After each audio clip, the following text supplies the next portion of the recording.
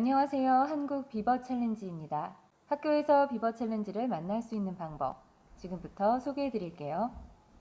비버 챌린지는 소프트웨어, 인공지능 교육용 도구라고 할 수 있습니다. 2021년을 기준으로 58,918명의 학생들이 비버 챌린지와 함께 했습니다. 비버 챌린지는 초등학교 1학년부터 고등학교 3학년까지 모두 응시할 수 있습니다. 학년별 그룹에 따라 비버 챌린지에 어떤 문제가 나오는지 간단하게 소개하려고 합니다. 초등학교 1학년과 2학년 학생들이 속한 그룹 1의 비버 챌린지 2022를 학생 입장이 되어 체험해 보도록 하겠습니다. 비버 챌린지에서는 소프트웨어와 관련된 역량을 문제로 만들어서 학생들이 어떻게 해결할 수 있는지를 물어보고 있습니다. 나비 사진 문제를 한번 같이 살펴보도록 하겠습니다. 사진을 찍을 때마다 그림 속의 나비가 절반씩 사라집니다. 비버가 처음으로 찍은 사진에는 나비가 64마리 있었는데 마지막으로 찍은 사진에는 나비가 2마리만 남았습니다. 사진을 한번 찍을 때마다 나비가 절반씩 날아가는데요. 그렇다면 비버는 사진을 몇 장 찍었을까 하는 것이 질문입니다. 이 문제는 초등학교 1학년, 2학년 문제입니다. 조금 어려울 수도 있겠다라는 생각이 들지만 문제를 맞히고 못 맞히고는 전혀 중요하지 않습니다. 학생들에게 이런 문제를 제시하고 한번 생각해봐. 어떻게 해결할 수 있을까? 이런 질문들에 대해서 생각하도록 하는 것이 목적입니다. 의도적으로 교사가 엉뚱하게 접근해도 좋습니다. 예를 들어 학생들에게 64마리를 찍자 절반이 사라졌고 그 다음에 사진을 찍으면 또 이만큼 이렇게 사라지겠죠. 그 다음에 또 나머지 반이 사라지네요. 그러면 사진 2장 찍었겠다. 맞나요? 라고 물으면 아이들은 선생님 그거 아니에요. 라고 대답합니다. 어떤 학생들은 이야기하겠죠. 이건 남은 나비들 중에서 또 이렇게 반이 사라진다는 얘기잖아요. 그리고 또 남은 나비들 중에 반이 사라진다는 얘기고 반이 사라지고 3마리 남았는데 어떡하지? 이건 제가 일부러 이렇게 풀어본 것입니다. 전혀 정량적이지 않게 접근했는데요. 이렇게 풀다 보면 학생들도 그럼 아닌데 라고 하면서 숫자를 세면서 접근하든지 아니면 수 가르기를 사용해서 64를 32와 32로 가르고 31을 16과 16으로 가르고 이런 식으로 접근하는 과정들을 체험할 수 있습니다.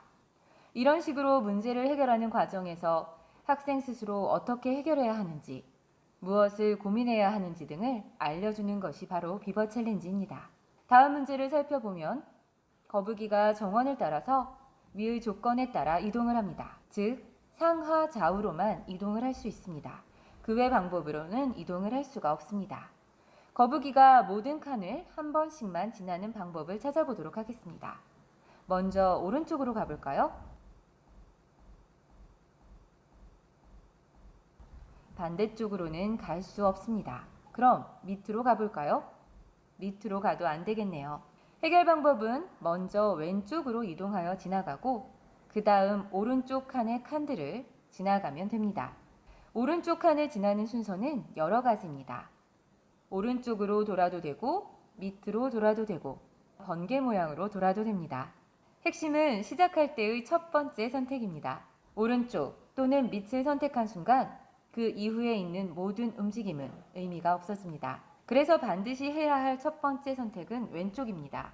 그리고 두 번째 해야 할 행동 역시 마찬가지로 접근해 보겠습니다. 밑으로 가는 순간 의미가 없어지죠. 여기서 왼쪽으로 가는 순간 의미가 없어집니다. 그래서 두 번째 해야 할 선택은 위쪽입니다. 컴퓨터 소프트웨어에서 접근하는 방식으로 문제를 풀려면 이런 방식으로 풀어야 합니다. 이것은 컴퓨터가 처리하는 일반적인 접근과 비슷한데요. 실제로 컴퓨터는 처리할 때 모든 경우를 효율적으로 탐색합니다. 다시 말해 모든 경우를 해보기는 하지만 오른쪽 또는 밑으로 가는 경우에 오른쪽으로 가는 순간 가능성이 없기 때문에 오른쪽으로 가는 모든 경우를 배제하고 밑으로 가는 건 역시 가능성이 없으므로 배제하고 왼쪽으로 가는 경우만 탐색합니다. 다음 선택에서 역시 가능성이 없는 방향은 모두 배제하고 남은 경우의 수만 탐색합니다.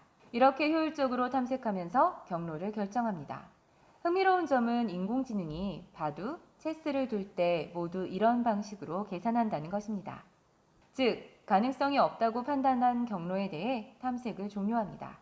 그래서 여기까지 왔을 때 오른쪽으로 가거나 밑으로 가도 되므로 어느 방향이든 가능합니다.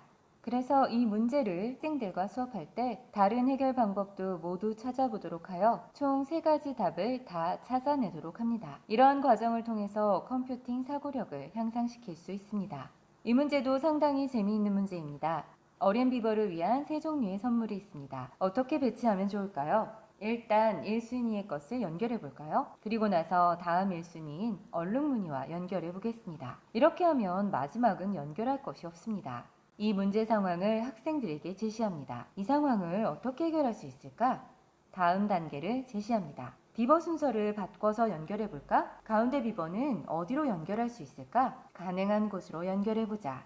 그리고 남은 비버는 어디로 연결할 수 있을까? 이런 과정으로 해결하는 것이 목적입니다. 그리고 비버 챌린지 문제를 풀어보시면 문제의 의도를 포착할 수 있는 지점을 발견할 수 있습니다. 다음 문제의 2가지 조건을 살펴보겠습니다. 첫 번째, 유니폼 소매는 검은색이 아니어야 한다.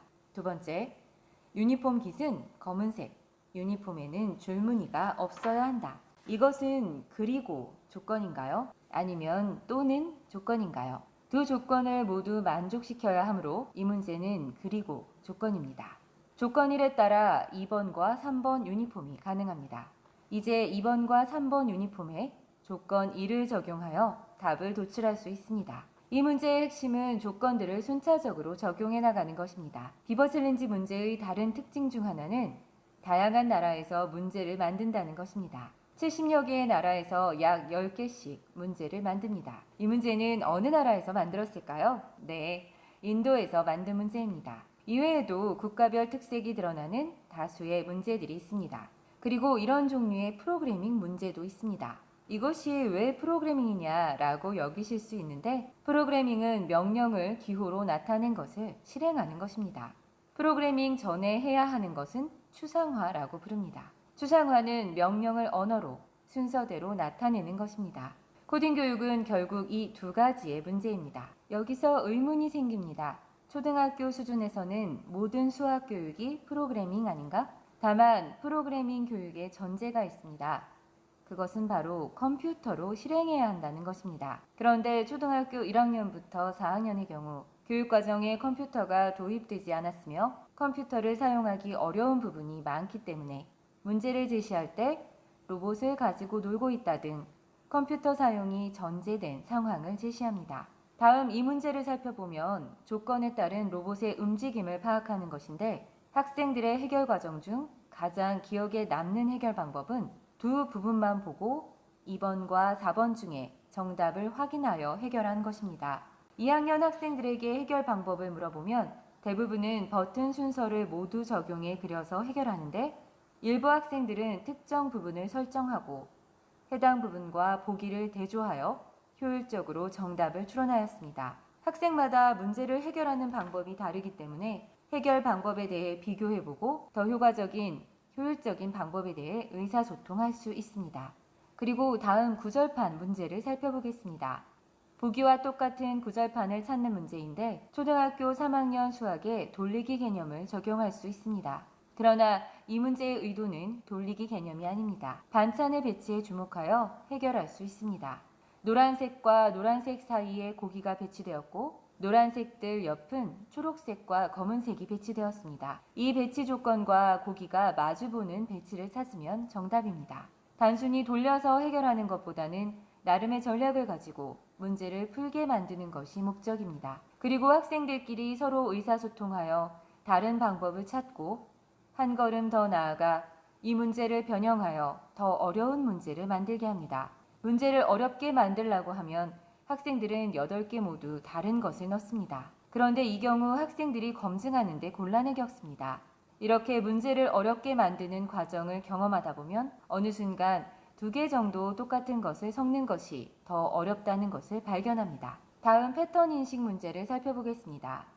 비버가 4마리 있습니다. 제일 큰 비버는 8kg을 들 수 있고 중간 크기의 비버는 5kg씩 들 수 있고 가장 작은 비버는 3kg을 들 수 있습니다. 이제 음식들을 각 비버들에게 옮겨놔야 하는데 어떤 비버에게 먼저 음식을 옮겨줘야 할까요? 이게 가장 중요한 포인트입니다. 먼저 작은 비버부터 음식을 끌어오겠습니다. 작은 비버는 3kg을 만족했습니다. 가장 큰 비버는 8kg을 만족했습니다. 그리고 가운데 비버의 조건을 만족시킵니다. 그런데 정답은 이것 하나뿐일까요? 정답은 더 있습니다. 이것이 핵심입니다. 정답의 가짓수가 상당히 많습니다. 즉, 이 문제의 의도는 음식의 배치 조합을 어떻게 하면 효율적으로 구할 수 있느냐는 것을 묻는 것입니다. 이 문제를 수학 문제로 바꾸면 경우의 가짓수를 구하라고 하겠지만 정보 문제에서는 검증만 하면 됩니다. 어떤 방식이든지 효율적으로 답만 찾으면 됩니다. 이번에는 큰 비버 먼저 음식을 배치하겠습니다. 이렇게 해결해도 됩니다. 학생들에게 몇 번씩 정답을 탐색하게 하여 할 때마다 다른 답을 찾아보고 정답들끼리 다른 이유와 효율적인 방법을 찾도록 돕습니다. 동전 가방 문제를 살펴보겠습니다. 어떤 나라에는 동전이 4종류가 있고 동전 앞, 뒷면이 보기와 같고 주머니 속의 동전들은 그림처럼 섞여 있습니다. 그림과 같은 동전이 들어있는 주머니를 찾아보겠습니다. 제가 생각하는 이 문제의 장점은 문제 이해는 쉽지만 생각할 거리가 매우 많다는 것입니다.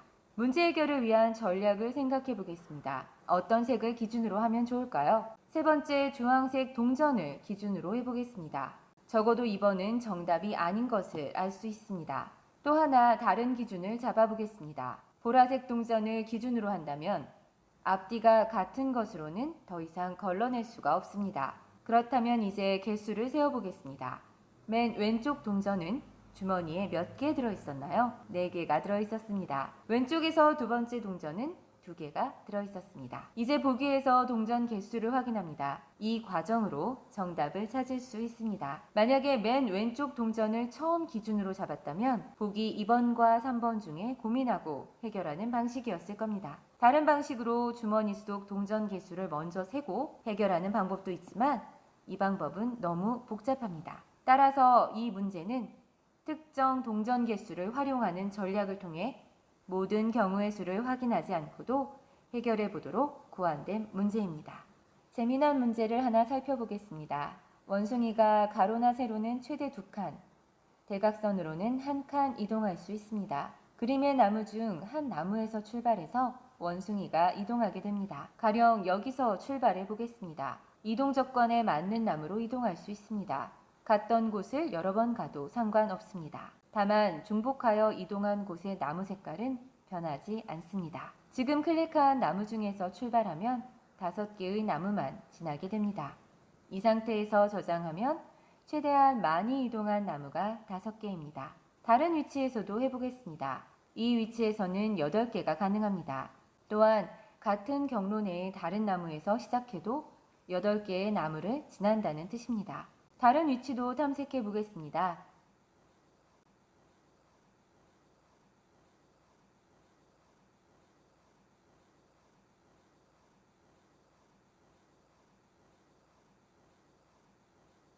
정답은 8개를 지나는 경로의 나무들입니다. 이 문제의 의도를 살펴보겠습니다. 문제를 한번 접하고 나면 영역을 구역화하여 파악할 수 있습니다. 나무들을 직접 눌러보고 실행해 보기 전까지는 패턴이 안 보이지만 한번 진행해 보면 패턴이 없는 상황에서 새로운 패턴을 찾게 됩니다. 이것은 인공지능의 비전 인식 기능 같은 맥락이며 아무런 의미 없이 나열된 것처럼 보이는 나무를 일정한 규칙에 따라 묶어서 의미를 부여하는 것입니다. 비버 챌린지에 참가하는 방법을 소개해 드리겠습니다. 참가 신청에서 신청하기를 누르시고 개인정보 수집 동의 및 신청 단위는 학교 신청을 선택하세요. 일반 신청은 자녀와 할 때 선택하시면 됩니다. 지역 및 학교급을 선택하시고 학교 구분은 선도학교 또는 일반 학교를 선택하시면 됩니다. 학교 이름, 나이스 개인번호, 지도교사 이름을 입력하신 후 참여할 학생 인원수를 입력합니다. 그리고 제출하기를 누르면